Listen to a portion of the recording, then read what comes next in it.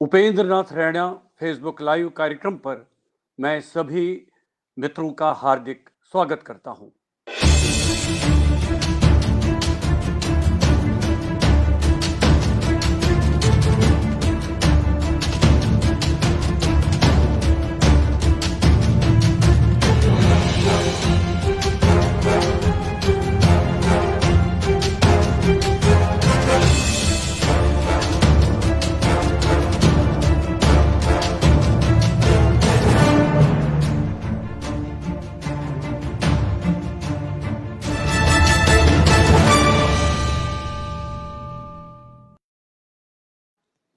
नमस्कार दोस्तों, आज हमने इस मंच पर एक विशेष कार्यक्रम का आयोजन रखा है।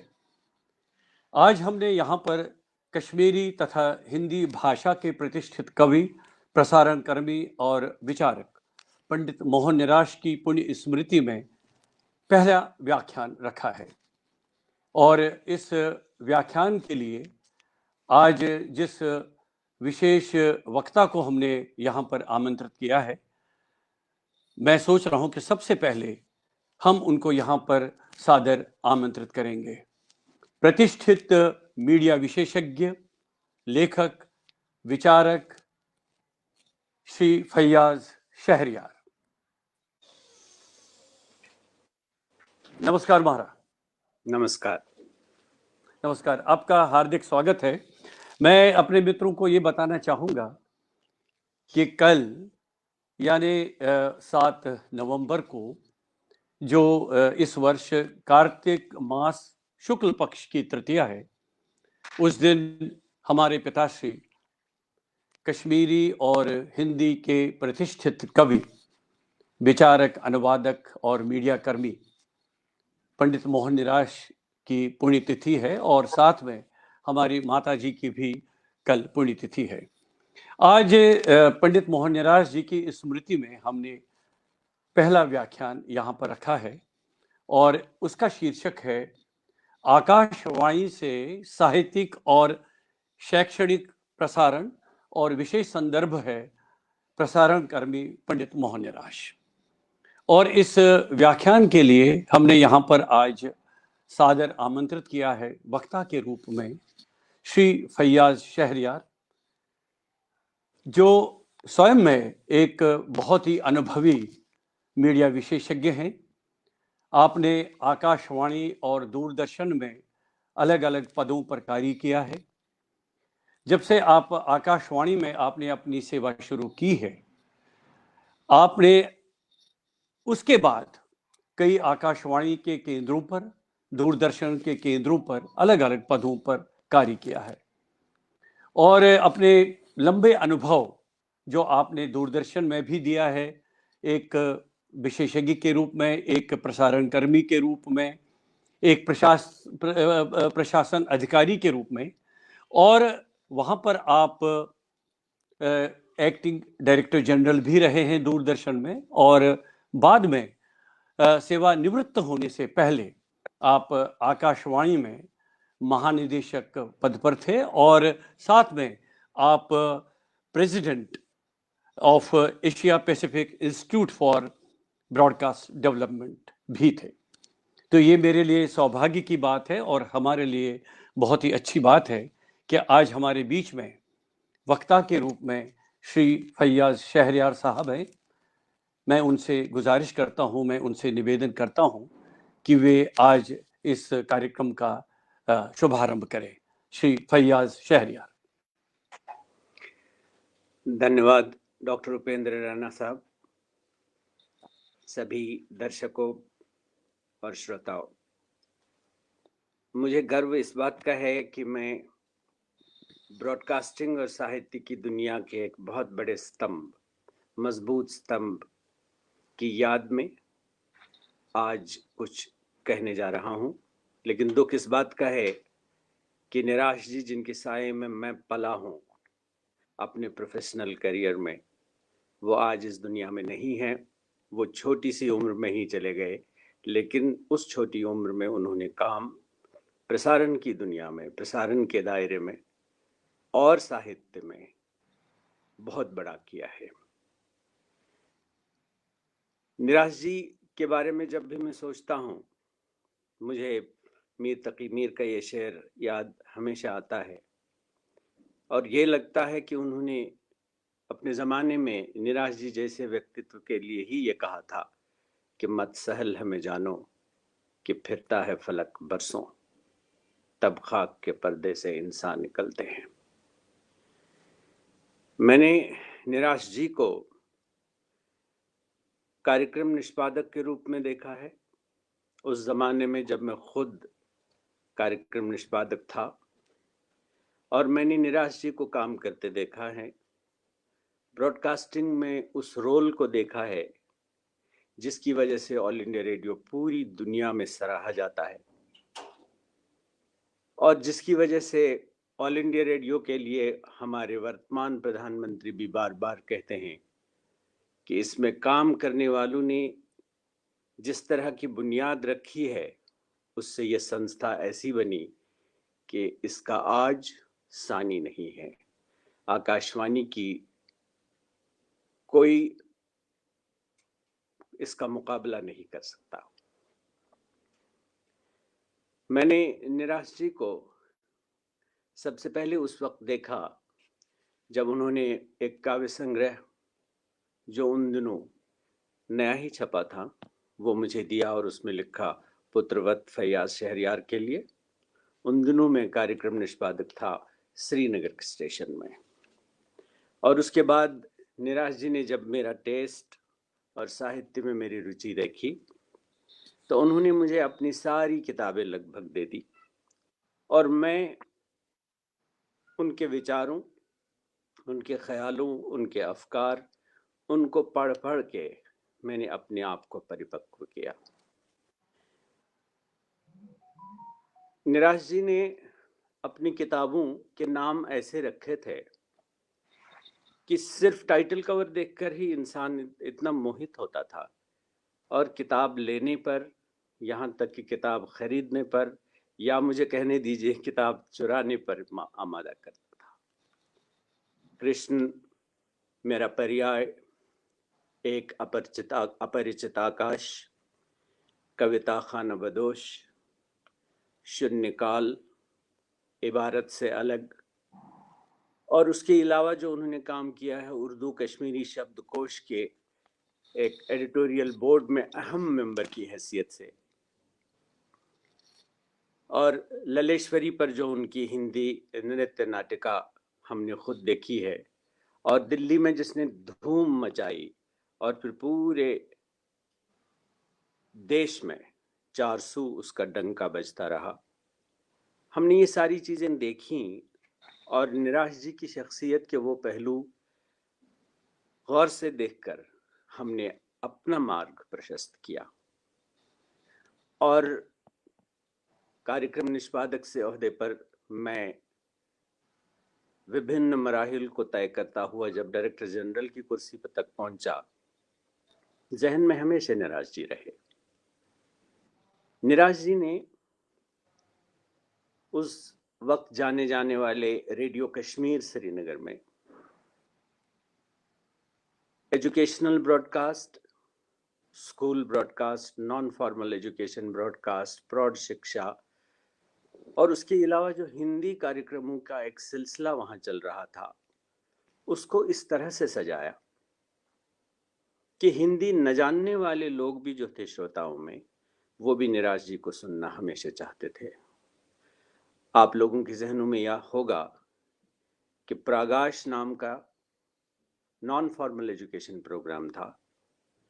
उस प्रोग्राम को बनाते वक्त, उसको पेश करते वक्त, उसके लिए सब्जेक्ट्स का चुनाव करते वक्त जिस मेहनत से वो काम करते थे, उस मेहनत को नकल करने के लिए मैंने खुद देखा है, मेरे कई साथी अरमान लेके चले गए। निराश जी का ब्रॉडकास्टिंग की दुनिया में वो दौर था जब इस वक्त की टेक्नोलॉजिकल एडवांसमेंट नहीं थी। उस वक्त एनालॉग का दौर था, टेरेस्ट्रियल ट्रांसमिशन था। आज के दौर में जबकि हमारे पास इंटरनेट रेडियो है, लाइव स्ट्रीमिंग करते हैं हम, मोबाइल ऐप से हम रेडियो ऑल इंडिया रेडियो के किसी स्टेशन और किसी भाषा चैनल को दुनिया के किसी भी कोने में हम सुन सकते हैं। इस सब के बावजूद अगर मुझे पूछा जाए, मैं ये कहूँगा कि निराश जी और निराश जी जैसे जो प्रोड्यूसर्स, प्रोग्राम एग्जीक्यूटिव्स थे पूरे आकाशवाणी के नेटवर्क में, उनको टेरेस्ट्रियल ट्रांसमिशन से ही सुनने के लिए खाना छोड़ के हमारे श्रोता कान लगाते थे रेडियो सेट की तरफ। आज के दौर में रेडियो सेट की ज़रूरत नहीं है। आज हम मोबाइल फ़ोन पर हर चैनल, हर सर्विस ऑल इंडिया रेडियो की या ब्रिटिश ब्रॉडकास्टिंग कॉरपोरेशन की सुन सकते हैं। तब ज़माना दूसरा था, लेकिन श्रोता ज़्यादा डेडिकेटेड थे आज के ज़माने के मुकाबले में। ये इसलिए था कि निराश जी जैसे प्रसारण कर्मी इस ब्रॉडकास्टिंग की शक्ल और सूरत की नोक पलक संवारते थे। मैंने निराश जी को उनकी प्रोफेशनल जिंदगी में और निजी जिंदगी में रेशम की तरह नर्म पाया है, लेकिन जब प्रोफेशन का मामला आता था, अगर जरा सी भी कोई त्रुटि या गलती उनके सहायक से होती तो बरहम हो जाते। मुझे हमेशा इकबाल का ये मिसरा याद आता था, हो महफिल यारां तो बरेशम की तरह नर्म, रज़्म हक़ बातिल है हो तो फौलाद है मोमिन। निराश जी फौलाद उस वक्त बन जाते थे जब उनको लगता था कि मेरे प्रोग्राम की एफिकेसी पर आंच आने वाली है। इसी तरह से उन्होंने ब्रॉडकास्टिंग में उस तरीके से अपने आप को उस सांचे में ढाला था कि कई लोगों ने उनकी नकल करना शुरू किया और कहीं कहीं वो कामयाब भी हुए, कहीं नहीं भी हुए। मैंने मीर तकी मीर का एक और शेर अपने जवानी में पढ़ा और उसको समझने की कोशिश की। वो ये था कि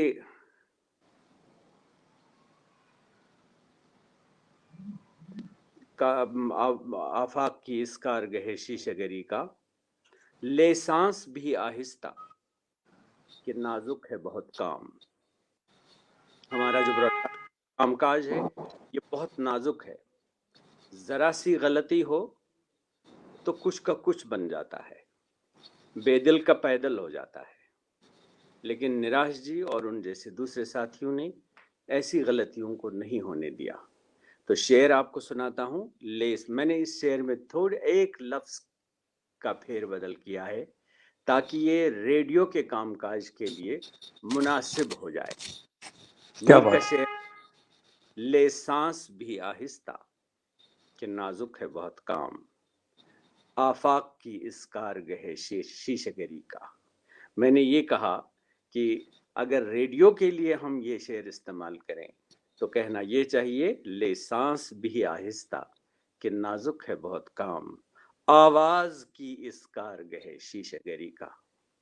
ये शीशे के कारखाने में काम करना अपनी जात को और अपनी जिंदगी को जोखिम में डालने के बराबर है। मुझे याद है कश्मीर में हम लोग जब चिल्ले कलान और बर्फबारी जब होती थी तो रबर के लंबे जूते पहनते थे। जब सुबह हम लोग शहर से पहले, भोर से पहले निकलते थे स्टूडियो की तरफ, लंबा कोट जिसको ओवरकोट कहते थे वो ओढ़ के पहन के, रबर का जूता जो घुटनों तक होता था उसको पहनकर बर्फ को दबा के अपने स्टूडियो की तरफ जाते थे। मैंने देखा है निराश जी को रबर के जूते को पहनकर, एक लंबा गर्म कोट पहनकर अपने घर से निकलते हुए सुबह सवेरे पहली चाय की प्याली पीने के बाद स्टूडियो की तरफ रवां दवा, और दिन में पूरा काम करने के बाद जब रात को 11:20 पर क्लोज डाउन होता था, duty officer, executive, studio guard और स्टूडियो अटेंडेंट के साथ निराश जी भी घर निकलते थे। पूरा दिन अपनी सेहत की कीमत पर वो अपना वो काम करते थे जिसके लिए वो पूजनीय हो गए। क्या हमारी बात। प्रोफेशनल्स के दायरे में भी, हल्के में भी, और उनके श्रोताओं में जो उनकी मान्यता थी, उस मान्यता में हर उनके प्रोड्यूस किए हुए प्रोग्राम के प्रसारण के बाद उसमें इजाफा, उसमें वृद्धि होती रही। निराश जी ने उस तरह के संग मील ब्रॉडकास्टिंग में मील के पत्थर गाड़ दिए, जिन्होंने लोगों को बतलाया कि ऑल इंडिया रेडियो जो है वो घर घर की आवाज है, और इसकी जो शक्ल सूरत है पूरे देश में, और इसका जो मैंडेट है वो ये है, to serve the last man.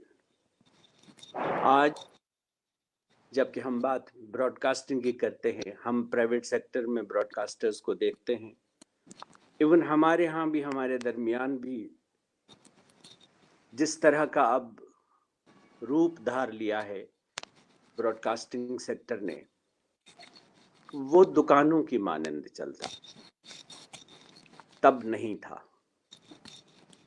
निराश जी उन लोगों में से थे जो अल्ट्रुइज्म में यकीन रखते थे, यानी जन सेवा उनका ईमान और उनका धर्म था।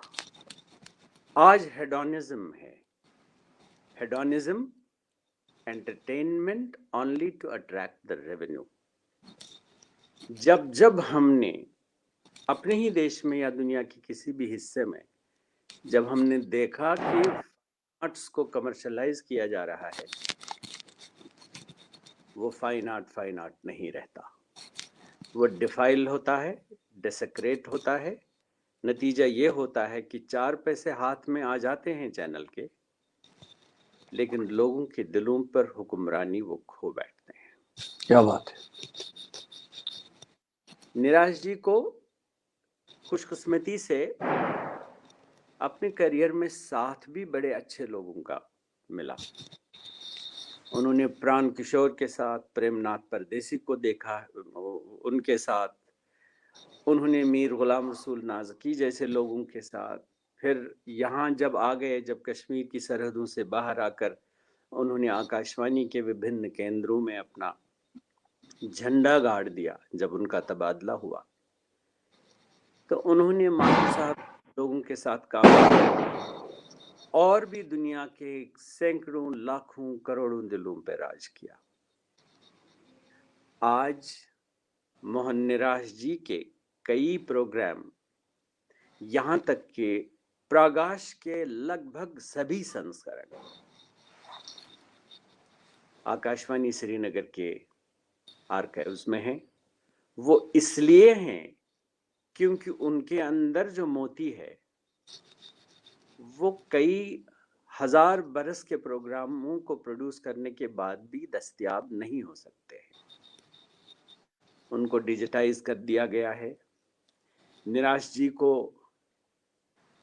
हमने उस वक्त प्रोग्राम बनाते हुए देखा जबकि न सिर्फ स्कूलों में रेडियो सेट मुहैया कर दिए गए और स्कूलों में स्कूल ब्रॉडकास्ट का पीरियड किया गया उन प्रोग्रामों की वजह से जो निराश जी ने तरतीब दिए,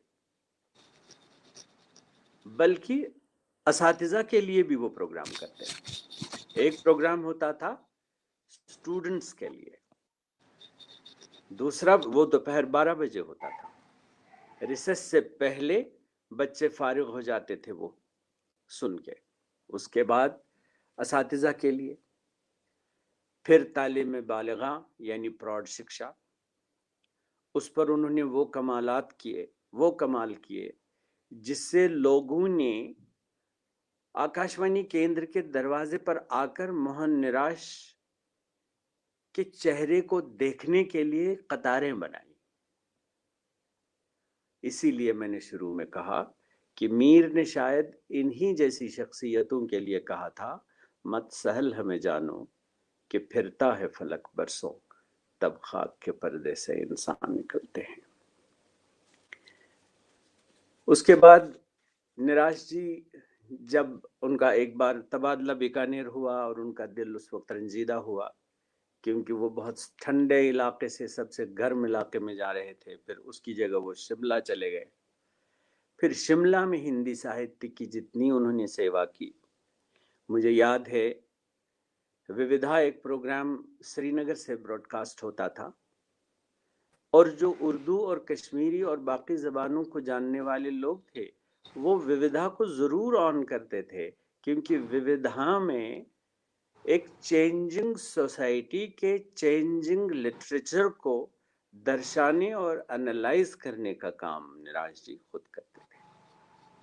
परमात्मा ने न सिर्फ उनको वो दिमाग दिया था जिस दिमाग से अच्छे अच्छे अच्छे मोती पिरोए जाते थे लड़ियों में, बल्कि उनकी आवाज़ भी बहुत दिलकश थी।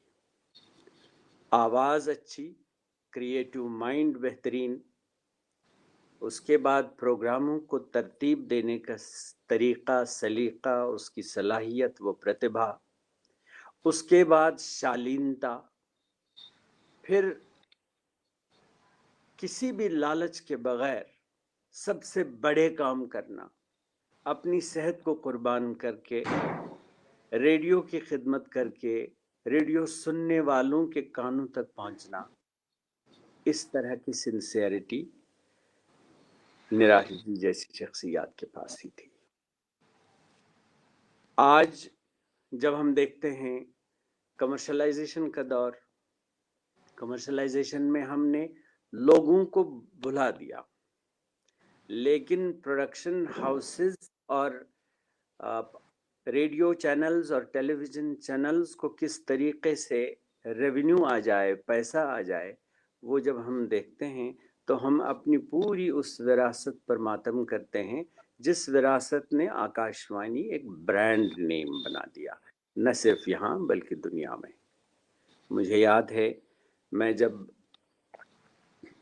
मैंने director general All India radio का ओहदा छोड़ा तो उसी के साथ साथ मैंने president Asia Pacific Institute for broadcasting development वो ओहदा भी छोड़ दिया, क्योंकि वो को-टर्मिनस था। इवन जब हम कुआलालंपुर जैसी जगहों पर यूरोपियन ब्रॉडकास्टिंग यूनियन में जब हम करते बहसें करते थे और हम दुनिया का ब्रॉडकास्ट लैंडस्केप नए तरीके से तरतीब देने का हम के डिबेट्स करते थे, मैं हमेशा देखता वहाँ कोट करता था कि किस तरह की पब्लिक सर्विस हमने की, दुनिया ने की, ब्रिटिश ब्रॉडकास्टिंग कॉरपोरेशन ने की, और इस सब को हम जब कमर्शलाइज करते हैं तो उस वक्त हम उस अपनी ट्रेडिशन को खो बैठते हैं, जिस ट्रेडिशन की वजह से, जिस परंपरा की वजह से हमने लोगों को जीता था, हमने लोगों की आवाज़ अपने आप को बना दिया था। क्योंकि आप सब लोगों को मालूम है लोकतंत्र में ब्रॉडकास्टर को, यानी ब्रॉडकास्ट अपैरेटस को और ब्रॉडकास्ट अपैरेटस को चलाने वाले ब्रॉडकास्टर्स जो फनकार होते हैं, कलाकार होते हैं, ये एक कैटलिस्ट का काम करते हैं। अगर समाज में बुराइयां हैं, समाज में लोग ज़्यादा निरक्षर हैं, समाज में करप्शन है, तो रेडियो इन चीज़ों की तरफ तवज्जो दिला के फिर लोकल गवर्नमेंट को या स्टेट गवर्नमेंट को या for that matter central government को जवाबदेह करने के बाद उस कैटलिस्ट का रोल अदा करते थे, जो इंसान को अपनी हैसियत पहचानने में मदद देता था। और हमने पुष्कर भान साहब, प्राण किशोर साहब, मीर गुलाम रसूल नाज़की साहब, बैहक़ी साहब, कई हजरात को, कई शख्सियतों को देखा, उन्होंने अपनी फैमिली को छोड़कर इस चीज़ के लिए अपने आप को डेडिकेट कर दिया था। निराज जी ने जब ब्रॉडकास्टिंग की दुनिया में कदम रखा, उन्होंने न सिर्फ साहित्य की तरफ ध्यान दिया बल्कि ड्रामा की एडेप्टेशंस की। जो दुनिया के मास्टरपीसेस थे ड्रामा में, उनको लोकल लैंग्वेज में उनको लिख के और फिर प्रोड्यूस करके या फिर अपने जो ड्रामा के इंचार्ज होते थे उनसे प्रोड्यूस करवा के दुनिया के सारे अदब को और साहित्य को लोकल कश्मीरी जहनों तक पहुंचाकर वो बेदारी की, जिस बेदारी का नाम आज भी खराब मौसम में, बहुत ही हॉस्टाइल वातावरण में, जिसका जिक्र आज भी होता है।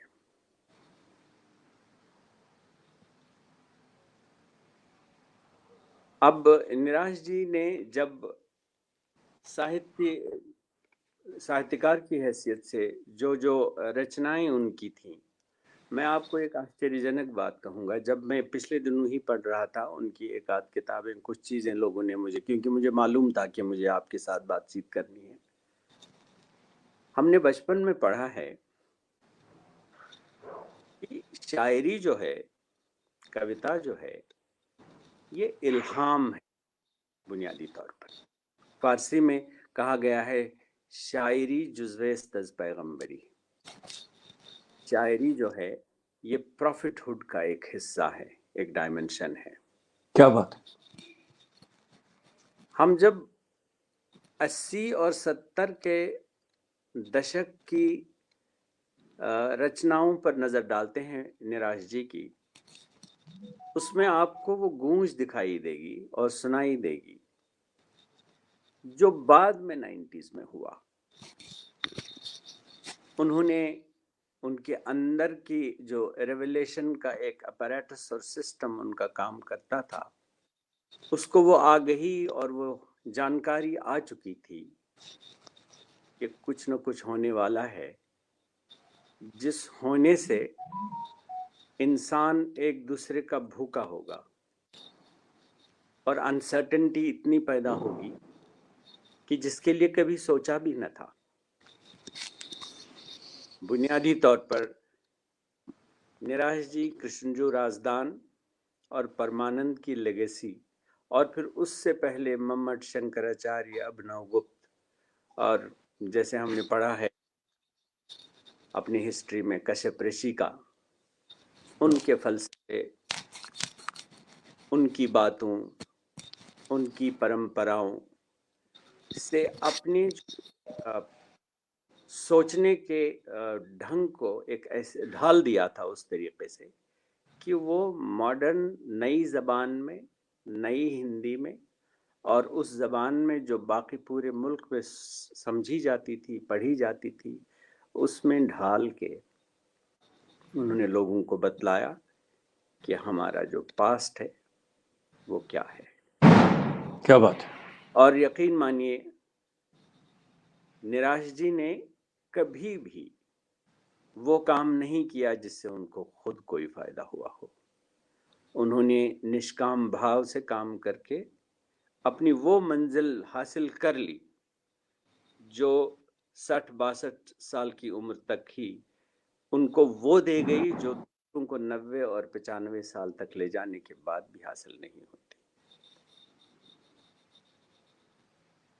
एक और डायमेंशन उनका ये रहा कि उन्होंने ब्रॉडकास्टिंग में काम करते करते हमेशा नई पीढ़ी को तैयार करने का एक अपना अज़्म बनाया था। आते हुए लोगों को युवानी सर्विस में जाकर छोटे बच्चों को अगर उनमें प्रतिभा होती या वो चिंगारी उनको नजर आती, वो अपना ज्ञान बांटते थे। न सिर्फ ज्ञान बांटते थे बल्कि सिंसियरिटी के साथ और बेगरज और खुदगर्जी को भूल जाके वो काम करना जिससे पुरानी रिवायत जो है वो आगे बढ़ जाए, आगे बढ़कर जो इंसान को इंसानियत की शम्मा को रोशन करने में मदद करे। मुझे खुद याद है, मैं यूनिवर्सिटी या कॉलेज का स्टूडेंट था, तो मैंने उनके साथ बैठकर उनको कहा कि मैं एक अंग्रेजी ड्रामा से प्रेरणा लेकर कश्मीरी में ड्रामा लिखना चाहता हूँ। उन्होंने कहा लिखिए। उस वक्त मेरी एज, मैं बहुत ही नौजवान था, मैंने एक ड्रामा लिखा। उन्होंने कहा एक नज़र उस पे डाल के, स्क्रिप्ट पे डाल के, कि अब आप ये मुझे दे दीजिए, मैं आपसे अगले सोमवार को मिलूंगा, आप फिर आ जाइएगा। तो उन्होंने उस तरीके से उसको एक अच्छा और पावरफुल स्क्रिप्ट बनाया, जिससे मेरा भी लिखा हुआ उन्होंने डिस्करेज मुझे नहीं कर दिया, लेकिन अपना कंट्रीब्यूशन करके उसको बेहतरीन ड्रामा बना दिया। क्या बात है। हमारे उस वक्त मोतीलाल कुचरू साहब हुआ करते थे, जो सहायक होते थे प्राण किशोर साहब के, द इलस्ट्रियस प्राण किशोर, उनको दे दिया इसको प्रोड्यूस करना। फिर केदार शर्मा साहब और कुचरू साहब बैठे, प्रोड्यूस किया, इफेक्ट्स उसमें शामिल कर लिए, साउंड इफेक्ट्स, ब्रॉडकास्ट कर दिया। और ब्रॉडकास्ट के साथ ड्रामा लिखने वाले के नाम के साथ, यानी फैयाज शहरयार के नाम के साथ, ये कहा कि ये कॉलेज का स्टूडेंट है, और इसके अंदर ये चिंगारी हमने देखी, और मोहन निराश जी की सरपरस्ती में अब ये मास्टरपीस बन गया है, उसको ब्रॉडकास्ट। क्या बात है। उसी वक्त मुझे लगा कि ब्रॉडकास्टिंग में मोहन निराश जैसे लोग हैं, तो अगर कोई मैदान चुनना है मुझे, तो मुझे ब्रॉडकास्टिंग की दुनिया में जाना, क्योंकि ब्रॉडकास्टिंग की दुनिया रेवेन्यू की दुनिया से अलग थी। आज रेवेन्यू की दुनिया और ब्रॉडकास्टिंग की दुनिया एक, और इस बात का दुख हमेशा रहेगा उन लोगों को जिन्होंने पब्लिक सर्विस ब्रॉडकास्टिंग की। पब्लिक सर्विस ब्रॉडकास्टिंग में कभी ये नहीं देखा जाता कि आपको ये प्रोग्राम कितना रेवेन्यू देगा, उसमें सिर्फ ये देखते हैं कि इसके अंदर जो मैसेज है, ये मैसेज कितनी एफिकेशियस है, कितनी असरदार है, प्रभावशाली है, और इससे समाज में क्या मैसेज जाएगा और उसके क्या पॉसिबल कॉन्सिक्वेंसेस होंगे। तभी तो ये हुआ कि आकाशवाणी ने हजारों संस्कार गीत बना दिए। आपको मालूम है कि जब नॉर्थ इंडिया के इलाकों में हमारे यहाँ कोई परलोक सिद्धार्थता है, तो हम छाती पीटते हैं, हम रोते हैं, हम चीखते हैं, we cry. But there are some areas in India where when somebody dies, the nears and dears, they don't cry, they dance. वो शव के पीछे पीछे जाकर रक्स करते हुए जाते हैं। इसी तरह से जब हम मुंडन करते हैं, मुंडन जब करते हैं, उसके लिए हर बोली और हर हिंदुस्तान की भाषा में गीत है, और वो गीत किसी शायर के लिखे हुए नहीं है, वो हजारों साल से एक सीने से दूसरे सीने को ट्रांसफर हुए, उस दूसरे सीने से तीसरे सीने को ट्रांसफर हुए। और इसी तरह से हमारे पर्व, हमारे त्योहार,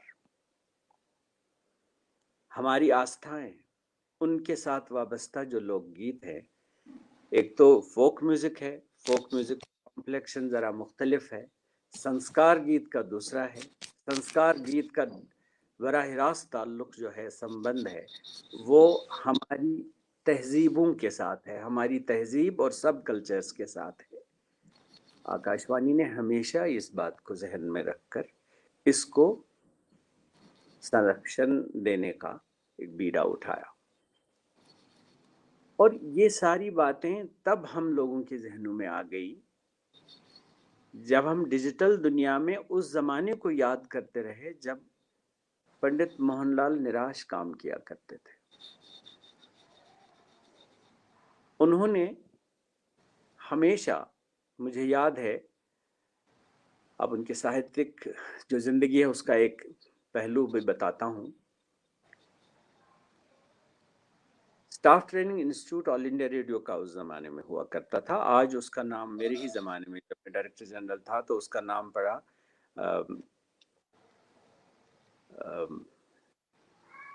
एकेडमी ऑफ Academy of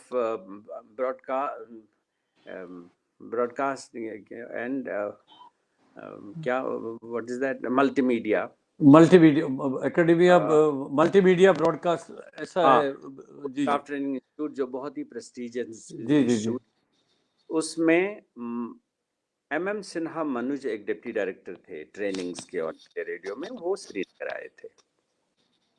मैं स्टूडेंट था, लेकिन हम रेडियो आया जाया करते थे, क्योंकि रेडियो एक सीट थी ऐसी, और एक ऐसा हब था जहां ल्यूमिनरीज कल्चर और लिटरेचर की मिलती थी। तो MM सिन्हा मनुज ने एक वर्कशॉप करवाया स्टाफ ट्रेनिंग इंस्टीट्यूट की तरफ से। मोहन निराश जी ने उसमें एक लेक्चर दिया 1 घंटे का।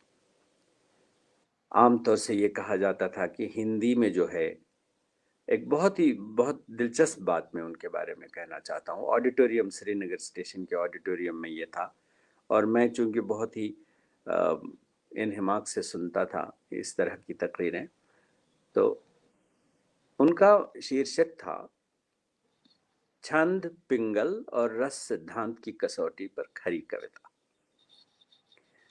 कश्मीर में एक इम्प्रेशन ये था, और हर जगह भी था, कि हिंदी में ज्यादा फ्री वर्स को अहमियत दी जाती है, छंदित कविता का ज्यादा चलन नहीं है। निराश जी ने इस बात को मानते हुए छंद की अहमियत, पिंगल और रस सिद्धांत की अहमियत को उजागर किया। उस संस्कृत शायरी में तो बहुत रस सिद्धांत की अहमियत है, बहुत ज्यादा है, लेकिन उन्होंने फिर हिंदी की मिसालें दे दी। और फिर एक बात कही थी उन्होंने कि शायरी जो है ये अंदर से निकलती है, और ये पता नहीं कौन सी ताकत, दिव्य ताकत है, जो हमारे अंदर इस शायरी, इस कविता, इसको बनाता है और हमारे मुंह से बाहर आता है, फिर हम कलम से कलम बंद करते हैं। क्या और बात। फिर उन्होंने इसीलिए कहते हैं कि मैंने गजल कही है। हम ये नहीं कहते हैं कि मैंने गजल लिखी है। लिखी है, कही है। गजल लिखना हुआ कि इंसान ने लिखा। क्या गजल बात। कहना, नज्म कहना, वो हुआ कि ये कहीं से आया है, जो स्रोत अदृश्य है, जो नजर नहीं आता, इनविजिबल है। और फिर उसकी मिसालें दे दी, मुक्ति बोध की मिसालें, उसकी मिसालें, इसकी मिसालें। और हमें याद आ गया, जब फैज मुशायरे में पढ़ते थे तो ताजा नज्म कही है, लिखी है कभी नहीं कहते थे। तो मोहन निराश उस पाए के अदीब का नाम है जिन्होंने न सिर्फ हिंदी साहित्य और कश्मीरी साहित्य में अपना लोहा मनवाया, बल्कि जो बाकी दीगर साहित्य हैं, अदब हैं, उनमें जितने जवाहिरात थे उनका पूरा फायदा, लाभ उठाकर, इस्तेफादा करके अपनी भाषा, अपनी मातृभाषा और अपने फिर व्यवसाय की भाषा जो हिंदी थी उनकी, उसको एनरिच किया। और एनरिच करने का मतलब, हर जबान पूरी होती है, पुख्ता होती है। एनरिच करने का मतलब है कि कबूल करवाना और करना उस हुजूम में, उस इलाके में जहां के लिए वो बाहर की जबान हो। बाहर से मुराद है मादरी जबान नहीं है। निराश जी के फिक्र में, उनके एहसास में और उनके तरीके में और कारकर्दगी में ये एक नुमायां पहलू था, जिससे वो कभी भी किसी सच को एक तरफ रख के दूसरी बात पर हावी नहीं होने देते थे। जो सच है वो सच है, जो सच नहीं है वो सच नहीं है। ये चीज उन्होंने लिखा। उनका बेसिकली ताल्लुक नॉन करंट अफेयर्स के साथ था, लेकिन करंट अफेयर्स और न्यूज के प्रोग्रामों के बारे में जितनी उनकी सेंस थी, वो मुझे याद है। एक दिन हम कॉफी हाउस में थे श्रीनगर में, उसमें स्वर्गीय मक्खन लाल वेकर साहब थे, निराश जी थे, अवतार कृष्ण रहबर थे, अब अवतार रहबर भी नहीं है दुनिया में, बेकस साहब भी नहीं है दुनिया में, मक्खन लाल बेकस साहब, और निराश जी भी नहीं है। तो फिर वो न्यूज की जो ऑब्जेक्टिविटी के बारे में बहस करते थे, उसमें जो निराश जी ने एक बात कही थी, देखिए जिस तरीके से मुझे लग रहा है कि न्यूज अपना मार्ग प्रशस्त करता है, मुझे लगता है कि एक जमाने में ये खबर जो है ये जानलेवा होगी सुनने वाले के लिए। अब आज देखिए कितनी सच है ये बात। क्या बात है। आज पेड न्यूज का जमाना है। ये प्रॉफिटिक जो उनका तरीका था चीजों को देखने का, समझने का और फिर उनको इंटरप्रेट करने का, वो मैंने बहुत कम अपनी अब तक की जिंदगी में देखा। निराश जी ने जब ये बात कही तो बेकस साहब न्यूज से ताल्लुक रखते थे, उन्होंने इत्तेफाक नहीं किया उतनी पुख्तगी उतने उस तरीके से जिस तरह से मैंने और रहबर साहब ने किया। मैं छोटा था, लेकिन रहबर साहब ने उनको कहा कि मुझे भी ऐसा लगता है कि न्यूज एक दूसरा अब रूप धार लेगी, अब न्यूज नहीं। लेकिन ऊपर वाले का शुक्र है, जबकि न्यूज मीडिया इस वक्त पूरी दुनिया में प्राइवेटाइज्ड है और उसमें वही चीज उसी तरह से चीजें ब्रॉडकास्ट होती हैं जिससे रेवेन्यू बढ़ जाए चैनल का और ऑर्गेनाइजेशन सस्टेन कर पाए। लेकिन आकाशवाणी की खबर, यहाँ तक कि दूरदर्शन की खबर आज भी बेहतरीन खबर है, बेहतरीन न्यूज है। तो अब ब्रॉडकास्टिंग के साथ सच को, ऑब्जेक्टिविटी को और ब्रॉडकास्टिंग के साथ अपने पसीने को मिलाना, इन तीन चीजों, पसीने से मुराद है मेहनत, परिश्रम, सच से मुराद है ऑब्जेक्टिविटी, ऑब्जेक्टिविटी से मुराद है to report as it happens. अब नहीं ऐसा होता है। Of course we do it, but we also adulterate it because we have to attract revenue. When I say we, it does not necessarily mean the All India Radio. It means the broadcast landscape of Asia, South Asia or the world. तो मोहन निराश जी के बारे में अगर मैं लिखना चाहूँ तो वॉल्यूम्स लिखूंगा, क्योंकि मैंने उनको न सिर्फ दूर से देखा बल्कि मैंने उनकी शख्सियत को पढ़ा और जानने की कोशिश कर दी, और मेरी शख्सियत पर उनकी एक छाप है जिसके लिए मैं उनका हमेशा ऋणी, हमेशा कर्जदार रहूँगा। डॉक्टर उपेंद्र रैना साहब ने मेरे साथ काम किया है, वो भी उन्हीं की तरह बहुत ही सिंसियर ब्रॉडकास्टर हैं और अब तो सेवानिवृत्त हुए हैं। उन्होंने आज मुझे ये दावत दी और मुझे मौका दिया आप लोगों को बताने के लिए।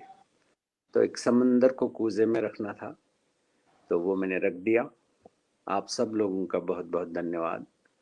आप जो भी सुन रहे हैं इस वक्त, जो देख रहे हैं इस वक्त, और डॉक्टर साहब का बतौर ख़ास मैं बहुत शुक्रगुजार हूँ कि उन्होंने मुझे ये मौका दिया। बहुत बहुत धन्यवाद। बहुत बहुत धन्यवाद शहरयार जी।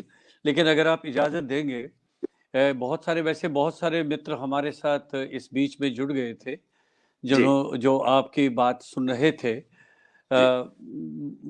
मुझे एक दो जिज्ञासाएं हैं। जब आपने आज वर्तमान प्रसारण ब्रॉडकास्ट को और जो पिताजी निराश जी के समय का प्रसारण था, उस समय वो समय था जिस समय आप भी थे, उस समय उनके साथ मौजूद थे, कितना अंतर आ गया है, उसमें बहुत फर्क आ गया है। वास्तव में जो आकाशवाणी का मुख्य उद्देश्य ये था बहुजन हिताय बहुजन सुखाय का, लेकिन मुझे व्यक्तिगत रूप से जो मेरी अपनी प्रतिक्रिया है, थोड़ा सा डिफीट होता जा रहा है इस रूप में। जैसे मैं आपको एक उदाहरण देता हूं, जब पहले नियुक्तियां होती थी प्रोग्राम ऑफिसर्स की, अलग अलग डिसिप्लिन्स के लिए होती थी। स्पोकन वर्ड के लिए होता था, एजुकेशन ब्रॉडकास्ट के लिए होता था, फार्म एंड होम के लिए होता था, और इसी तरह से साइंस ऑफिसर्स के रूप में होता था। तो वो अपने अपने डिसिप्लिन के हिसाब से उनको डिपार्टमेंट उनको वो प्रोग्राम्स दिए जाते थे और वो करते थे। लेकिन आजकल जबकि हम देखते हैं कि जो विशेषकर आकाशवाणी का जो पूरा सिनेरियो है, ये नियुक्तियां इस अनुसार ऐसे हिसाब से हो नहीं रही हैं, और जो हमारा पब्लिक सर्विस ब्रॉडकास्टिंग का जो मेन मकसद था वो डिफीट होता जा रहा है, खत्म होता जा रहा है। तो क्या हम इसकी साख को बचा पाएंगे, और इसका जो जो नींव पड़ी थी आकाशवाणी की, ऑल इंडिया रेडियो की, कि हमें जन सेवा करनी है, जो हमारे अलग अलग वर्ग हैं, अलग अलग व्यवसाय के वर्ग हैं समाज में, उनको हमें एजुकेट करना है, उनको हमें एनलाइटन करना है, उनको हमें जिंदगी के बारे में, अपने व्यवसाय के बारे में समझाना है। आपका क्या विचार है इसके बारे में? आकाशवाणी और दूरदर्शन मेरे हिसाब से आज भी पब्लिक सर्विस ब्रॉडकास्टिंग करता है, लेकिन आपकी बात बहुत हद तक सही है। हुआ यूं, जो आप भी जानते हैं कि एक ज़माने में गवर्नमेंट ऑफ इंडिया ने सोचा, बहुत पहले, बहुत पुरानी बात है, कि हम ब्रॉडकास्टिंग जो है इसको गवर्नमेंट शैकल से निकालकर एक ऑटोनॉमस कॉरपोरेशन बना देंगे। और ऑटोनॉमस कॉरपोरेशन बनाने से ये होता है कि गवर्नमेंट का इन्फ्लुएंस हमारे कंटेंट पर नहीं होगा। पहले आकाश भारती कहलाई वो बिल, उसके बाद प्रसार भारती बना, फिर प्रसार भारती इम्प्लीमेंट हुआ ऑनरेबल जयपाल रेड्डी साहब के ज़माने में। उसके बाद 2 दहाइयाँ लगी उस रियल ट्रांजिशन को, जो transition from government to corporate sector तय करने में लगता है। उससे क्या हुआ कि रिक्रूटमेंट्स होना बंद हो गया।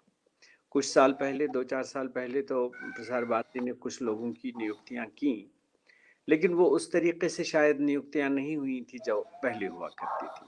जैसे डिसिप्लिन वाइज प्रोग्रामर्स को अपॉइंट करना, ये बहुत ज़रूरी था। ज़माना था जब ऑल इंडिया रेडियो में हर स्टेशन में फॉर्म रेडियो ऑफिसर हुआ करता था, जो rural broadcast, rural development, cottage industries इनको देखता था। इसी तरह म्यूजिक, फोक म्यूजिक का अलग होता था, लाइट म्यूजिक का अलग होता था, क्लासिकल म्यूजिक का अलग होता था। इसी तरह से एक्सटेंशन ऑफिसर हुआ करते थे फैमिली वेलफेयर वगैरह के लिए, फिर साहित्य के लिए, और language wise literature, Marathi, Kashmiri, Dogri, Gojri, वो ये सब लोग अपॉइंट होते थे।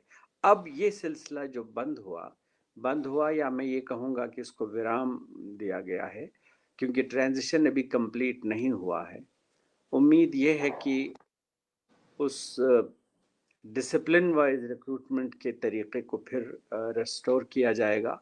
लेकिन इसमें फिर प्रॉब्लम आती है, जब हम कहते हैं कि ब्रॉडकास्ट कॉरपोरेशन बनाई, तो उस वक्त हमें ये नहीं सोचना चाहिए कि ब्रॉडकास्ट कॉरपोरेशन को अपने लिए इतना रेवेन्यू कमाना चाहिए कि डेवलपमेंट भी हो, ट्रांसमीटर भी लगें, और तनख्वाहें भी और फ़ी वगैरह भी हम दे सके। ऐसा पॉसिबल नहीं होता है। ऐसा किसी दुनिया में जहाँ जहाँ पब्लिक सर्विस ब्रॉडकास्टर्स हैं, लगभग हर जगह public service broadcaster is funded by government, but that government and that broadcaster ensures that there is complete autonomy.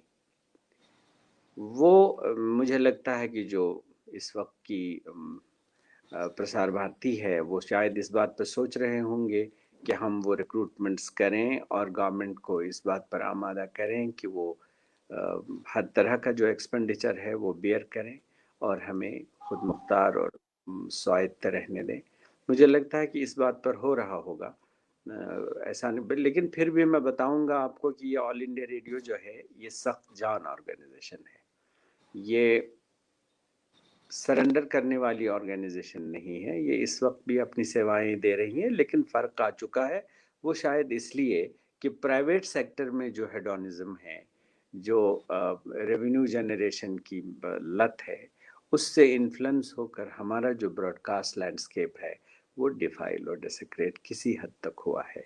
But I am sure that people and those who are at the helm of affairs, they are trying very hard to restore that past of All India Radio and Doordarshan, which we once were proud of. बहुत बहुत शुक्रिया। अब मेरी एक और जिज्ञासा है, तो उसके बाद जी फिर हम इस कार्यक्रम को विराम देंगे। जी जी जो अब शहरयार जी, जो लिसनरशिप जो हमारी है, जी कहते हैं ना जी कि जब से ये हमारे बहुत सारे हजारों में एफएम चैनल्स आ गए हैं रेडियो के, जो हर जगह जैसे उसमें मैक्सिमम अधिकांश संगीत के कार्यक्रम ही प्रसारित किए जाते हैं, तो हम्म आज का युवा जो है, आज की जो युवा पीढ़ी है, ज़्यादातर उन्हीं एफएम चैनल्स के प्रति ज़्यादा आकर्षित होती हैं। तो जो हमारे प्राइमरी चैनल्स हैं, जिनका मेन उद्देश्य ये था कि जो हमारे स्पोकन वर्ड प्रोग्राम्स हैं, हमने भी आकाशवाणी के भी अपने एफएम चैनल्स हैं, बहुत सारे हैं, एक ही नहीं है, हम्म हम्म बहुत सारे हैं, हर एक स्टेशन पर एफएम चैनल्स हैं, हम्म लेकिन हम्म उनका रोल अपना, उनकी भूमिका है अलग, और जो प्राइमरी चैनल्स हैं उनकी अपनी भूमिका है कि वे अलग अलग जो हमारे समाज के अलग अलग वर्ग हैं उन तक पहुंचने के लिए, तो लिसनरशिप में थोड़ी सी गिरावट आ गई है। तो इसको मजबूत करने के लिए, इसको फिर उसी रूप में लाने के लिए क्या आपका कोई सुझाव है, जो आपका तो एक्सपर्टाइज है? जो मास मीडिया है, रेडियो और टेलीविजन, ये चेंजिंग सोसाइटी में काम करता है। आज से 50 साल पहले जो सोसाइटी की डिमांड थी रेडियो से, वो कुछ और थी, और आज जो नई पीढ़ी है और जो आज टेक्नोलॉजिकल एडवांसमेंट की वजह से जो माइंड मोल्ड हुआ है, वो कुछ और। आज round the clock entertainment interspersed with current affairs and also those formats and genres of radio and television जो जिनकी आप बात कर रहे हैं, यानी जो जी जी समाज के हर तबके और हर वर्ग की सेवा कर सके। ऑल इंडिया रेडियो ने इस चीज को नजर में रखते हुए, मैं 2019 दिसंबर तक की बात कर रहा हूँ, ऑल इंडिया रेडियो ने हमेशा कोशिश की कि हम उस तरीके से अपने प्रोग्राम्स को डिवाइस करें जिससे हमारी लिसनरशिप न सिर्फ कायम रहे बल्कि बढ़े। लेकिन मैंने आपको इस व्याख्यान के दौरान भी कहा, जब हम रेवेन्यू जनरेशन पर जोर देते हैं तो हम फिर वो मैंडेट भूल जाते हैं, या वो मैंडेट बैकसीट ले जाता है जिस मैंडेट के खो जाने का आपने जिक्र किया। तो इसमें क्या होता है कि एक कंसर्टेड एफर्ट होना चाहिए on the part of the society as well as the government and Prasar Bharati, so that we are able to serve the audiences as per the media needs that they have. आज audience research का जो apparatus है वो थोड़ा सा defunct है, वो मॉरिबंड state में है। ऑडियंस रिसर्च एक ऐसा डिपार्टमेंट था ऑल इंडिया रेडियो और दूरदर्शन का, जो कोई भी नया वेंचर, नया चैनल चलाने से पहले उस इलाके के लोगों की मीडिया नीड्स को एसेस करता था। जी जी अगर वो रोल ऑडियंस रिसर्च को दिया जाए और ऑडियंस रिसर्च रिवाइव हो, क्योंकि अब आजकल क्या होता है, पिछले कई दशकों से लोग रिटायर हो रहे हैं, लोग छोड़ के चले जाते हैं, लेकिन उनकी जगह कोई आता नहीं है क्योंकि रिक्रूटमेंट्स नहीं हो रही, जिसका आपने अभी उल्लेख किया। जब तक ऑडियंस रिसर्च को वो रोल न दिया जाए और समाज की बदलती हुई जरूरतों के हिसाब से आपके फिक्स्ड पॉइंट चार्ट न बन जाए, तब तक आप अपनी लिसनरशिप और व्यूअरशिप को बढ़ने का तवक्को नहीं रख सकते, एक्सपेक्ट नहीं कर सकते। इसके लिए एक कंसर्टेड एफर्ट की ज़रूरत है, जो इसके रेलेवेंट लोग हैं, मीडिया जानने वाले, ख़ासतौर से इलेक्ट्रॉनिक मीडिया को जानने वाले लोग हैं, जिनकी एक राय है और एक इंटरनेशनल साख है जो हिंदुस्तान में बहुत है, बहुत मौजूद है। उनके जी मशवरे से ये सब कुछ वापस आ सकता है, ये सब कुछ आ जाएगा जिसका आपने अभी जिक्र किया, लेकिन we have to think on those lines. तो वंडरफुल, बहुत बढ़िया है। जी जी I think everybody is thinking in that direction, we have a good patronage and leadership in Prasar Bharati. They must be thinking on this. Rajiv Kumar Shukla ji हमारे साथ जुड़े थे, तो उन्होंने आपके लिए ये कहा कि शहरयार जी क्या सोचते हैं इस बारे में, जो सामुदायिक रेडियो आकाशवाणी का स्वाभाविक जी साथी है, जी कम्युनिटी जी रेडियो जो। जी जी जी जी जी कम्युनिटी रेडियो हमारे पास, हमारे साथ जो थे वो 5 ही थे। वो नॉर्थ ईस्ट में खास तौर से थे। नॉर्थ ईस्ट के 5 बहुत ही जो दूर दराज के इलाके थे नॉर्थ ईस्ट में, उसमें थे। लेकिन चूंकि उन कम्युनिटी स्टेशंस को अब एफएम चैनल्स में बदल दिया गया है, इसलिए community as such, as a concept, community radio, that is not in existence in All India Radio now. But since you have FM stations in almost all the districts of India, so those FM stations only have a different name. Otherwise, they are community radio stations. So we should not be disappointed on that. एक community radio station का जो concept था, वो बदल के अब local FM बन गया। तो लोकल एफएम आपको मालूम, मसलन शिवपुरी जैसी जगह पर हमारा स्टेशन है। जी जी जी ये और भी कई बहुत सारी जगह हैं जिनका नाम भी आपने नहीं सुना होगा, लेकिन एक बहुत ही रोबस्ट एफएम सेंटर है वहाँ। लेकिन अब उन सेंटर्स को चलाने और उनको चलवाने का काम, वो जिम्मेदारी लेनी है, ताकि लोगों को वो मिले, वो फेयर मिले। वो फेयर मीन्स वो प्रोग्राम मिले जो उनकी मीडिया रिक्वायरमेंट है, मीडिया नीड है। राजीव कुमार शुक्ल साहब खुद जानते हैं कि अगर कोई चीज दुनिया में परमानेंट है तो वो है चेंज। जी जी चेंज हर वक्त परमानेंट रहती है। एक ही चीज अगर स्टैटिक रह जाए तो फिर वो बासी हो जाती है। तो वी शुड एक्सेप्ट दैट सबात एक तगय्युर को है ज़माने में।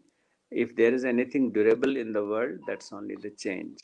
सो community radio is not known as community radio All India Radio, I believe it is now a local FM channel.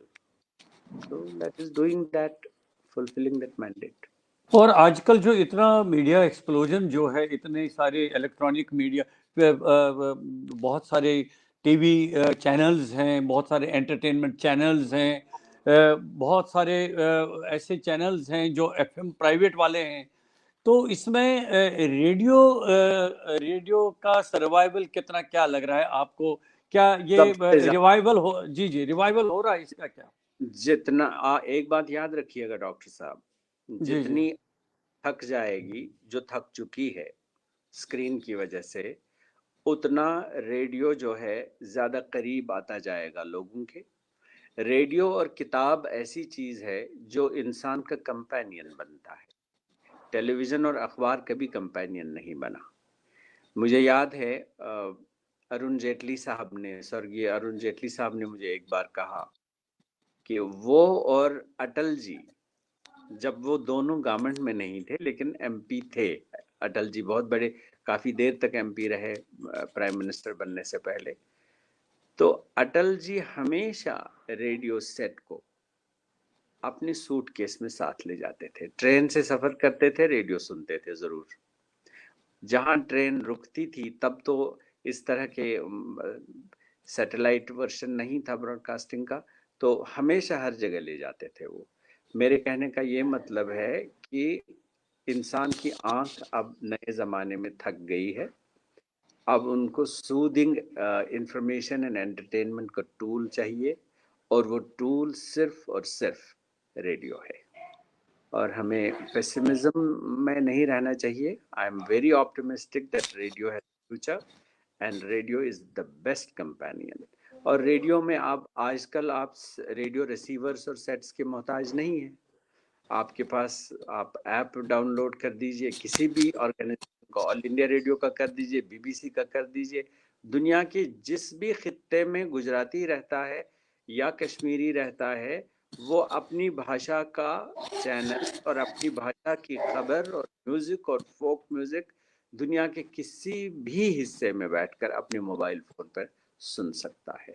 ये एक खूबी है रेडियो की कि ये आपको थका नहीं देता, ये सूदिंग आपको इंफॉर्मेशन और एंटरटेनमेंट देता है, ये आपके सराहने पर रहता है। ये आपके सफर में आपका हम सफर रहता है. Radio has a future, but the only thing is that one has to know how to handle it, how to create radio fair, and how to feed people with what they want to be fed. क्या बात है, क्या बात है। बहुत सुंदर बात कही आपने। और हमारे सारे बहुत सारे मित्र हमारे साथ जुड़ गए थे। अब हर एक का कमेंट पढ़ना यहाँ पर मुमकिन नहीं है। मैं आशा करता हूँ कि इसके बाद रिकॉर्डिंग में जब आप देखेंगे तो जी, अगर आप उसको रिस्पॉन्ड करना चाहेंगे, आप देख मैं लीजिएगा।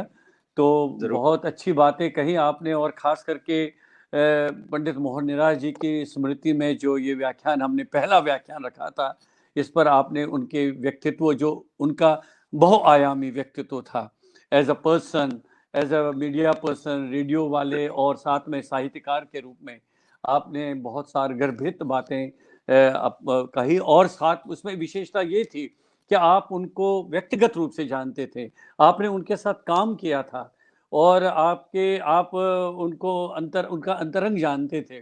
तो बहुत ही आपने आत्मीयता के साथ जो उनको आपने आज याद किया।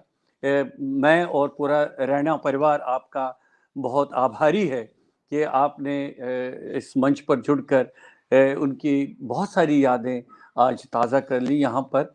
और सही मायने में आज हम बहुत भावुक हुए कि उनका पूरा चित्र हमारे समक्ष आ रहा है।